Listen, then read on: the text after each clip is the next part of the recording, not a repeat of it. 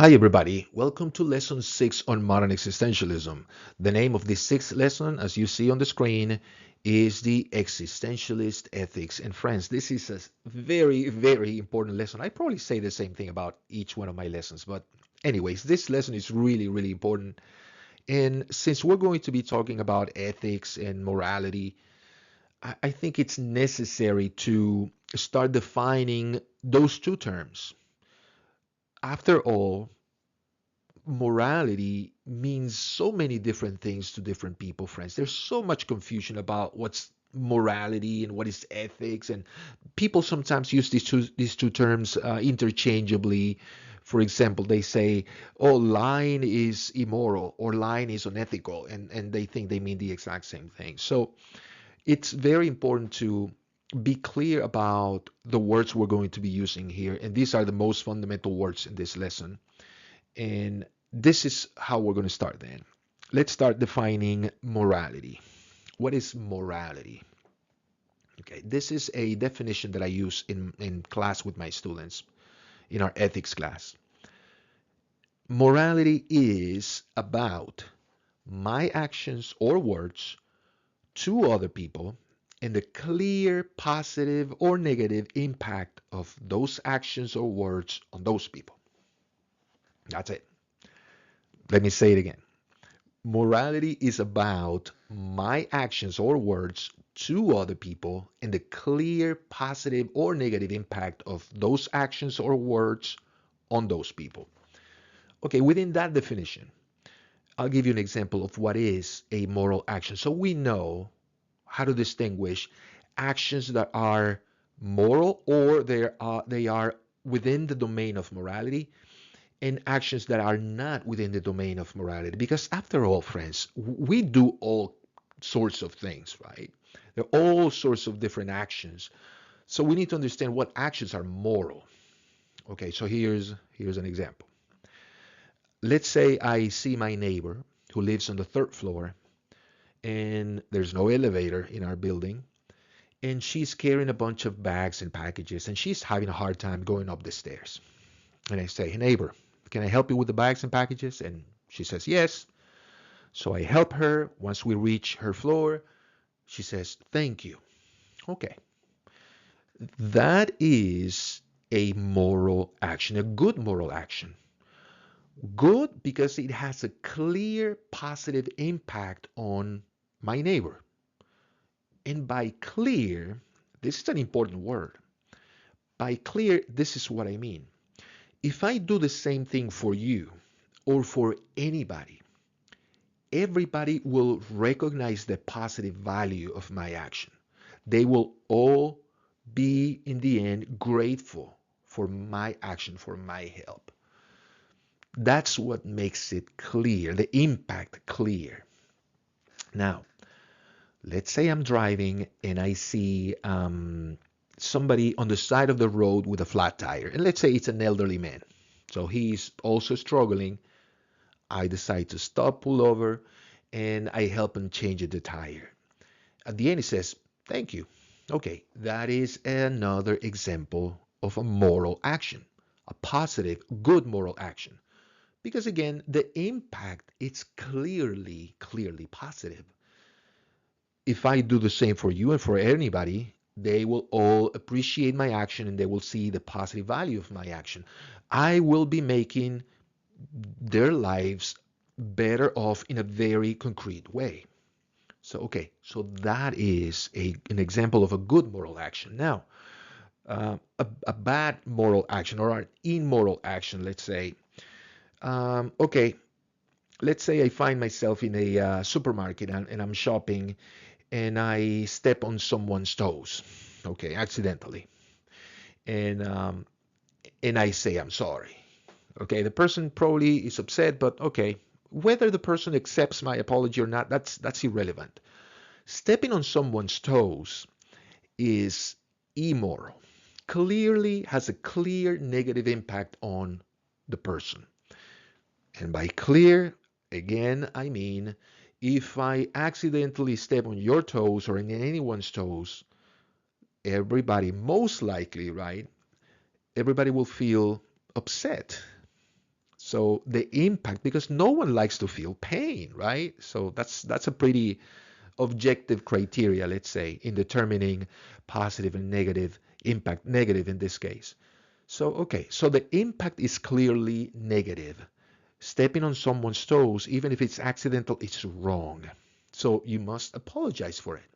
Okay, now when we use words as an example, okay, words are more tricky. But let's start with the easy examples. Actually, let's start with an example that a student proposed in class quite recently. And she said that telling people good morning, it's a good moral action. All right, acknowledging people with a good morning. And I remember telling the student, I'm not sure about that because I don't see how you can make someone's life like better off. I don't see how you can make someone's life better in any concrete way by just telling the person good morning. Like if it's me and I go, let's say I go to a doctor's office and people tell me somebody, a nurse or whatever, a front desk person says good morning to me and I reply good morning. Okay, that's nice to do. I mean, it's not wrong, but I don't see a clear positive impact on me. And if you ask people, some people don't care. Like if you say good morning to them, if you acknowledge them, some people like it, some people don't like it, or some people don't care. So it's difficult to establish clarity and objectivity. And I could say the same thing about myself. If I go to a place, doctor's office, nobody says good morning to me, that's fine with me. I'm not gonna feel offended. But that's exactly why words are tricky, because some people do get offended. Some people do. If you don't acknowledge them, they will feel deeply offended. But here's the thing, since being offended, if we're going to use that as a negative impact, being offended, okay, then we need clarity, we need objectivity. And by that, I mean, once again, if if you do the same thing to everybody and everybody or most people give you the same answer, they say yes, that's not nice, yeah, that's offensive, okay, then you have clarity. We know that the action or the words in this case had a clear negative impact on people. But I don't think good morning is a good example of that. Now, if you call somebody an SOB, okay, clearly no one likes to be called an SOB. Like nobody. There might be some crazy people out there, but you know what I'm saying. Most people will not like it. So calling somebody an SOB is clearly immoral, has a clear negative impact on someone. People get offended, right? Now, let's say, okay, let's say somebody thinks, because there are many people who think morality is about like the kind of clothes you wear. Like I've heard people saying those kind of things, like, oh, like wearing very revealing clothes, wearing a miniskirt. Okay, it's immoral. And I'm like, why is that immoral? Like if I see a young lady wearing a miniskirt, maybe, okay, it will have very little or no impact in my life, either positive or negative. Some people might like it, might like to see a young lady with a miniskirt, okay, and might appreciate it. Other people might not. But you see what I'm saying? The impact is not clear. And on the other hand, you don't see a direct person receiving an action like helping someone changing a tire or helping someone with packages or telling someone directly, hey, an SOB, right? So with somebody wearing clothes, like, okay, you might think it's moral, but that is a subjective view. It's not an objective view. I will not consider that an action that falls within the domain of morality.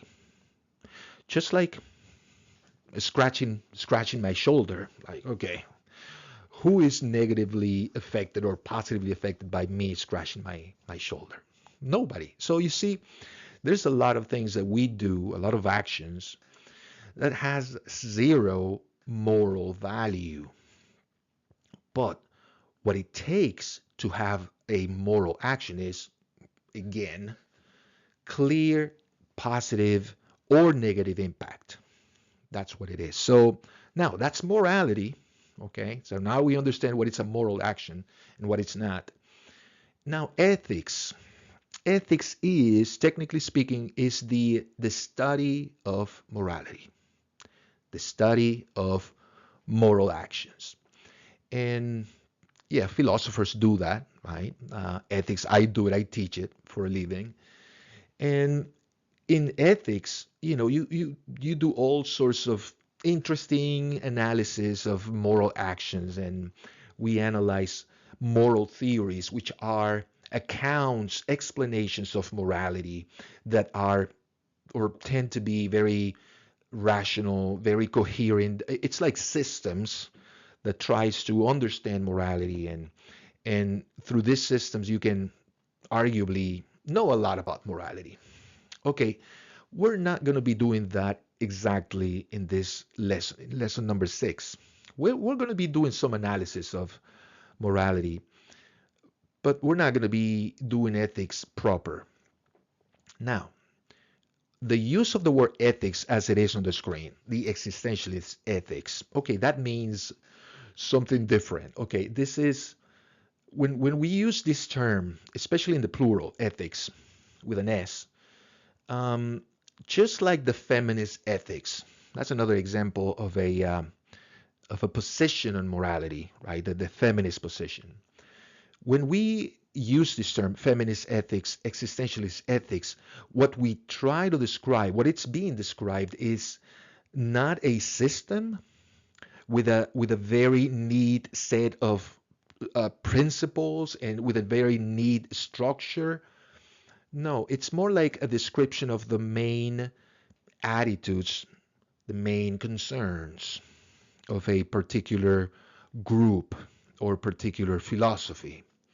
So, for example, the feminist ethics is not a coherent system. No, it's just basically an account or an explanation of what are the main concerns, the main mindset and attitudes regarding morality from the perspective of the feminist. I hope that makes sense. So the same thing with the existentialist ethics. There is not a system that it's very neat, that it's well structured with a concrete set of principles and ideas. No, that's not existentialism. That would be a moral theory. But the existentialist ethics is simply a description of the main attitudes and the main concerns in existentialism. Meaning, if you pick any existential philosopher or any existential philosophy, because there's a few, they all share the same attitudes and concerns regarding morality. Okay, I hope that makes sense. Quite technical, but I felt the need to start this video, this lesson, with this introduction, explaining our terms, what do we mean by morality, by ethics, and by the existentialist ethics. So having said that, I think we're ready for our well, actually second video. This is the first one. So thank you for watching. Bye-bye.